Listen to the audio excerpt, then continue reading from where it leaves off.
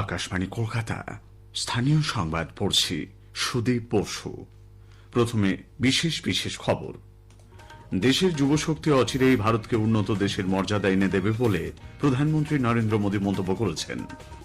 স্বামী বিবেকানন্দের ১৬৩তম জন্মবার্ষিকীতে প্রধানমন্ত্রী তাঁর স্মৃতিতে শ্রদ্ধা নিবেদন করেছেন। সারা দেশের সঙ্গে এই রাজ্যেও যথোচিত মর্যাদায় স্বামী বিবেকানন্দের জন্মদিনটি জাতীয় যুব দিবস হিসেবে পালিত হচ্ছে। নানা অনুষ্ঠানের মধ্যে দিয়ে শহীদ বিপ্লবী মাস্টারদা সূর্য সেনের আত্মবলিদান দিবস উপলক্ষেও তাঁকে স্মরণ করা হচ্ছে।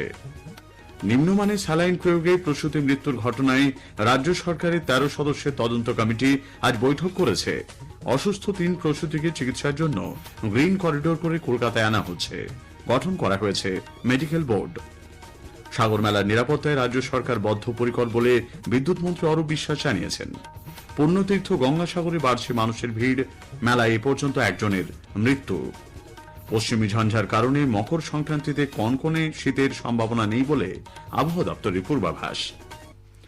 আসছি বিস্তারিত সংবাদে। প্রধানমন্ত্রী নরেন্দ্র মোদী বলেছেন, দেশের যুবশক্তি অচিরেই ভারতকে উন্নত দেশের মর্যাদা এনে দেবে। আজ নতুন দিল্লির ভারত মণ্ডপমে বিকশিত ভারত ইয়াং লিডার্স ডায়ালগ ২০২৫ যোগ দিয়ে শ্রী মোদী বলেন, ভারতের যুবশক্তি এই অভূতপূর্ব রূপান্তরের চালিকা শক্তি। নতুন প্রজন্মের কাছে সব সমস্যার সমাধান রয়েছে বলেই তাঁর বিশ্বাস। भारत की युवा शक्ति का सामर्थ्य भारत को जल्द से जल्द विकसित राष्ट्र बनाएगा।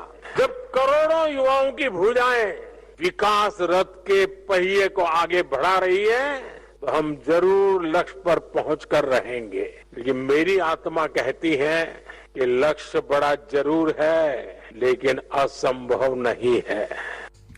এর আগে সোশ্যাল মিডিয়ায় এক বার্তায় প্রধানমন্ত্রী স্বামী বিবেকানন্দের ১৬৩তম জন্মবার্ষিকীতে তাঁর প্রতি শ্রদ্ধা নিবেদন করেন। প্রধানমন্ত্রী বলেছেন, স্বামীজি দেশের যুব সম্প্রদায়ের কাছে চিরন্তন অনুপ্রেরণা। শক্তিশালী এবং উন্নত ভারতের যে স্বপ্ন তিনি দেখেছিলেন তা পূর্ণ করার জন্য দেশবাসী প্রতিশ্রুতিবদ্ধ। স্বামী বিবেকানন্দের জন্মবার্ষিকী উপলক্ষে সামাজিক মাধ্যমে বার্তা দিয়েছেন মুখ্যমন্ত্রী মমতা ব্যানার্জিও। সারা দেশের সঙ্গে রাজ্যেও আজ যথোচিত মর্যাদায় স্বামী বিবেকানন্দের জন্মদিনটি জাতীয় যুব দিবস হিসেবে পালিত হচ্ছে। রামকৃষ্ণ মঠ ও মিশনের প্রধান কার্যালয় বেলুড় মঠে প্রভাত ফেরির পাশাপাশি সারা দিনব্যাপী নানান অনুষ্ঠান রাখা হয়েছে। স্বামী বিবেকানন্দের ১৬৩তম জন্মতিথি উৎসব আগামী ২১শে জানুয়ারি বেলুড় মঠে পালিত হবে। স্বামীজির জন্মদিন উপলক্ষে সংস্কার ভারতী পশ্চিমবঙ্গ বিবেকানন্দ পাঠচক্রের উদ্যোগে ও উত্তর কলকাতার সিমলা ব্যায়াম সমিতির সহযোগিতায় স্বামী বিবেকানন্দ মেলার আয়োজন করেছে। স্বামী শিবময়ানন্দ মঞ্চে মেলা চলবে ১৪ জানুয়ারি পর্যন্ত। উত্তর কলকাতার স্বামীজির পৈতৃক ভিটে থেকে উত্তর কলকাতারই বেশ কিছু অংশে স্বামীজির প্রতিকৃতি সহ বর্ণাঢ্য শোভাযাত্রার আয়োজন করা হয়। পদযাত্রায় ভক্ত, সাধারণ মানুষ, স্কুল পড়ুয়া, সিমলা ব্যায়াম সমিতির সদস্য, বিভিন্ন সংগঠন অংশ নেয়।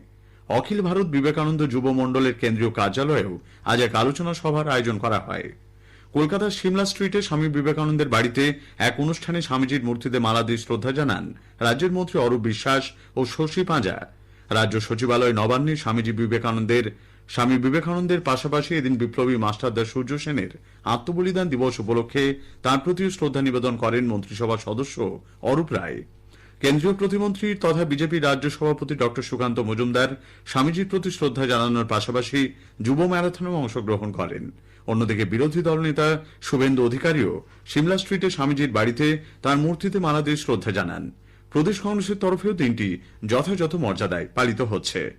অন্যান্য জেলাতেও স্বামী বিবেকানন্দের জন্মদিনটি যথোচিত মর্যাদায় পালনের খবর এসেছে। নানা অনুষ্ঠানের মধ্যে দিয়ে আজ শহীদ বিপ্লবী মাস্টারদা সূর্য সেনের আত্মবলিদান দিবস উপলক্ষে তাঁকে স্মরণ করা হচ্ছে। স্বাধীনতা আন্দোলনে ব্রিটিশ শাসনের বিরুদ্ধে সশস্ত্র বিপ্লবে ঝাঁপিয়ে পড়েছিলেন মাস্টারদা সূর্য সেন। ১৯৩০ সালের ১৮ এপ্রিল মাস্টারদার নেতৃত্বে চট্টগ্রাম অস্ত্রাগার লুণ্ঠন করা হয়। ব্রিটিশ সরকার নির্মম অত্যাচারের পর ১৯৩৪ সালের ১২ জানুয়ারি আজকের দিনে চট্টগ্রামের কারাগারে মাস্টারদার ফাঁসি হয়। রাজ্য জুড়ে নানা অনুষ্ঠানের মধ্যে দিয়ে মাস্টারদা সূর্য সেনকে শ্রদ্ধা জানানো হচ্ছে। কেন্দ্রীয় শিক্ষা প্রতিমন্ত্রী ড সুকান্ত মজুমদার আজ বিকেলে ব্যারাকপুরের রামকৃষ্ণ বিবেকানন্দ মিশনের অধীন Swami Vivekananda college of education for women's শিক্ষা প্রতিষ্ঠানটি পুনরায় চালু করেছেন। মিশনের আগরপাড়া ক্যাম্পাসে এই উপলক্ষে আয়োজিত এক অনুষ্ঠানে শিক্ষা প্রতিমন্ত্রী সমাজে পিছিয়ে পড়া মেয়েদের সামনের সারিতে নিয়ে এসে তাদের আত্মনির্ভর করে তোলার উপর জোর দিয়েছেন। মেদিনীপুর মেডিকেল কলেজে নিম্নমানের স্যালাইন প্রয়োগে এক প্রসূতির মৃত্যু এবং কয়েকজনের অসুস্থ হয়ে পড়ার জেরে রাজ্য সরকার গঠিত 13 সদস্যের তদন্ত কমিটি আজ বৈঠকে বসে। প্রায় 2 ঘণ্টা চলা এই বৈঠকে স্বাস্থ্য অধিকর্তা ও স্বাস্থ্য সচিব ছাড়াও মেদিনীপুর মেডিকেল কলেজের অধ্যক্ষ মৌসুমী নন্দী ও স্ত্রীরোগ বিভাগের প্রধান উপস্থিত ছিলেন। বৈঠকের পর স্বাস্থ্য সচিব নারায়ণ স্বরূপ নিগম জানান, উচ্চ পর্যায়ের বৈঠকে প্রসূতির মৃত্যু এবং অসুস্থ হয়ে পড়ার নানা দিক খতিয়ে দেখা হয়েছে। অসুস্থদের চিকিৎসার জন্য বিশেষজ্ঞ চিকিৎসকদের নিয়ে একটি মেডিকেল বোর্ড গঠন করা হয়েছে। গুরুতর অসুস্থ হয়ে পড়া 3 প্রসূতিকে চিকিৎসার জন্য কলকাতায় নিয়ে আসা হচ্ছে বলে খবর। গ্রিন করিডোর করে তাদের কলকাতার এসএসকেএমে নিয়ে যাওয়া হবে। এদিকে নিম্নমানের স্যালাইন প্রয়োগে মেদিনীপুর মেডিকেল কলেজ হাসপাতালে প্রসূতি মৃত্যুর প্রতিবাদে ডিওয়াইএফআই রাজ্য সম্পাদক মীনাক্ষী মুখার্জির নেতৃত্বে বাম ছাত্র যুব মহিলারা আজ বিক্ষোভে সামিল হন। শহর পরিক্রমার পর এই মিছিল হাসপাতালের সুপারের কার্যালয়ের সামনে যায়। গেটে তালা ঝুলিয়ে দেওয়া হয়। আধ ঘণ্টারও বেশি সময় ধরে পথ অবরোধ করেন ডিওয়াইএফআই ও এসএফআই কর্মীরা। মীনাক্ষী মুখার্জি বলেন, রাজ্যে জাল ওষুধের কারবারের শিকড় রয়েছে অনেক গভীরে। প্রসূতি মায়ের মৃত্যু জাল ওষুধের ফলে এটা প্রমাণ করে দিল এই সিন্ডিকেটের শেকড়টা কত ভেতরে এরা নিয়ে গেছে। ফলে এমএসবিপি, প্রিন্সিপাল, সুপার এরা প্রত্যেকে দায়ী। জাল ওষুধ কেউ একদিনে হসপিটালের ভেতরে নিয়ে যেতে পারে না। ভারতীয় জনতা যুব মোর্চার সদস্যরাও আজ হাসপাতালের সামনে বিক্ষোভ দেখান। রাস্তার উপর টায়ার জ্বালিয়ে প্রতিবাদ জানান তারা।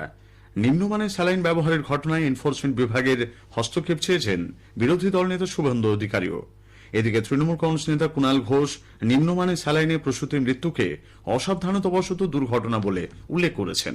একটা মর্মান্তিক ঘটনা ঘটেছে, নিশ্চিতভাবে সেটা আপত্তিকর। তার জন্য রাজ্য সরকার যা যা ব্যবস্থা নিচ্ছে। সিপিএম জমানায় একের পর এক মেডিকেল কিট কেলেঙ্কারি, কংগ্রেসের সময় কি হয়েছে বা কংগ্রেসের রাজ্যগুলিতে কি হয়েছে আপনারা সবাই জানেন। বিজেপি রাজ্যগুলিতে কি চলছে, পরপর ঘটনা সামনে আসছে। ফলে একটা সিস্টেমে কোথাও একটা ভুল হয়েছে, অন্যায় হয়েছে। নিম্নমানের স্যালাইন ওষুধের ব্যবহার এবং স্বাস্থ্যক্ষেত্রে দুর্নীতির অভিযোগ তুলে কংগ্রেস আগামীকাল স্বাস্থ্য ভবন অভিযান করবে। প্রদেশ সভাপতি শুভঙ্কর সরকার একথা জানিয়েছেন। স্থানীয় সংবাদ শুনছেন আকাশবাণী কলকাতা কেন্দ্র থেকে। আমাদের সংবাদ শোনা যাচ্ছে ইউটিউব চ্যানেল আকাশবাণী সংবাদ বাংলা, ফেসবুক ও ইনস্টাগ্রাম আকাশবাণী সংবাদ কলকাতা এবং এক্স হ্যান্ডেল এআইআর নিউজ কলকাতাতে। সাগরমেলার নিরাপত্তায় রাজ্য সরকার বদ্ধপরিকর বলে বিদ্যুৎ মন্ত্রী অরূপ বিশ্বাস জানিয়েছেন। আজ গঙ্গাসাগর মেলা এক সাংবাদিক সম্মেলনে তিনি বলেন, গত 1 তারিখ থেকে যদি আমরা কনসিডার করি তাহলে প্রায় 42 লক্ষ পুণ্যার্থী তারা এসছে এবং তারা স্নান করে বেরিয়ে গেছে। তীর্থযাত্রীরা যাতে নিরাপদে পুণ্যস্নান করতে পারেন তার জন্য 617টি ড্রপ গেটের মাধ্যমে ভিড় নিয়ন্ত্রণের ব্যবস্থা করা হয়েছে। আমাদের জেলা সংবাদদাতার একটি প্রতিবেদন। মাহেন্দ্রক্ষণের আগে থেকেই ভিড়ে ঠাসা সাগর মেলা। গত 1 জানুয়ারি থেকে আজ বিকেল পর্যন্ত 42 লক্ষ পুণ্যার্থী সাগর মেলায় এসেছেন বলে দাবি রাজ্যের বিদ্যুৎ ও ক্রীড়া যুব কল্যাণ দপ্তরের মন্ত্রী অরূপ বিশ্বাসের। এবার মহাকুম্ভ থাকলেও 1 কোটির বেশি পুণ্যার্থী সাগর মেলায় আসবেন বলে আশাবাদী মন্ত্রী। এখনো পর্যন্ত মেলায় উত্তরপ্রদেশের বাসিন্দা 59 বছরের অবদেশ তিওয়ারি নামে এক পুণ্যার্থীর মৃত্যু হয়েছে। এদিন মেলা থেকে 2 জন অসুস্থকে এয়ার অ্যাম্বুলেন্সে কলকাতার হাসপাতালে পাঠানো হয়েছে। এরা হলেন উত্তরপ্রদেশের বাসিন্দা 70 বছরের ঠাকুর দাস ও ক্যানিং এর বাসিন্দা 85 বছরের মহারানী মণ্ডল। আজ সন্ধ্যায় শুরু হয়েছে মহাসাগর আরতি। ইতিমধ্যে মেলায় পৌঁছে গিয়েছেন রাজ্যের একাধিক মন্ত্রী। বাবুঘাট থেকে কাকদ্বীপের লঞ্চ নম্বর 8 এর পথে পুণ্যার্থীদের বাসের লাইন পড়ে গিয়েছে। শিয়ালদা দক্ষিণ শাখার কাকদ্বীপ ও নামখানা স্টেশনও ভিড়ে ঠাসাঠাসি। সোমবার থেকে এই ভিড় কয়েক গুণ বাড়বে বলে অনুমান পুলিশের। এখনো পর্যন্ত মেলায় 106 জন পুণ্যার্থী নিখোঁজ হয়েছেন। গ্রেপ্তার হয়েছে 15 জন দুষ্কৃতী। গৌতম মণ্ডল, আকাশবাণী সংবাদ, গঙ্গাসাগর মেলা, দক্ষিণ 24 পরগনা। এদিকে সাগর মেলার কচুবেড়িয়া পয়েন্টে পুলিশের অস্থায়ী ক্যান্টিনে আজ সন্ধ্যায় আগুন লাগে। দমকলের 2টি ইঞ্জিন ঘটনাস্থলে ছুটে যায়। মকর সংক্রান্তি উপলক্ষে আগামী মঙ্গলবার গঙ্গায় পুণ্যার্থীদের পুণ্যস্নান নির্বিঘ্নে সম্পন্ন করতে রাজ্য প্রশাসনের অনুরোধে ওই দিন ভোর 4টে থেকে বিকেল 3টে পর্যন্ত চক্ররেল চলাচলে নিয়ন্ত্রণ করা হবে। এদিকে পশ্চিমী ঝঞ্ঝার কারণে মকর সংক্রান্তির আগে রাজ্যের জেলাগুলিতে তাপমাত্রার পারদ কিছুটা বাড়লেও আজও শীতের আমেজ রয়েছে। আজ ও আগামীকাল উত্তরবঙ্গে দার্জিলিং ও কালিম্পংয়ে হালকা বৃষ্টি ও তুষারপাতের সম্ভাবনা। কলকাতা সহ দক্ষিণবঙ্গে মূলত আবহাওয়া শুষ্ক থাকবে। আজ কলকাতায় দিনের সর্বনিম্ন তাপমাত্রা রেকর্ড করা হয় 14.2 ডিগ্রি সেলসিয়াস, যা স্বাভাবিকের চেয়ে 0.4 ডিগ্রি বেশি। সর্বোচ্চ তাপমাত্রা ছিল 25.3 ডিগ্রি সেলসিয়াস, যা স্বাভাবিকের চেয়ে কিছুটা কম। শেষ করার আগে স্থানীয় সংবাদের বিশেষ কিছু অংশ আরও একবার। দেশের যুবশক্তি অচিরেই ভারতকে উন্নত দেশের মর্যাদা এনে দেবে বলে প্রধানমন্ত্রী মন্তব্য করেছেন। সারা দেশের সঙ্গে রাজ্যেও যথোচিত মর্যাদায় স্বামী বিবেকানন্দের জন্মদিনটি জাতীয় যুব দিবস হিসেবে পালিত হচ্ছে। নিম্নমানের স্যালাইন প্রয়োগে প্রসূতি মৃত্যুর ঘটনায় রাজ্য সরকারের 13 সদস্যের তদন্ত কমিটি আজ বৈঠক করেছে। অসুস্থ 3 প্রসূতিকে চিকিৎসার জন্য কলকাতায় আনা হচ্ছে। স্থানীয় সংবাদ শেষ।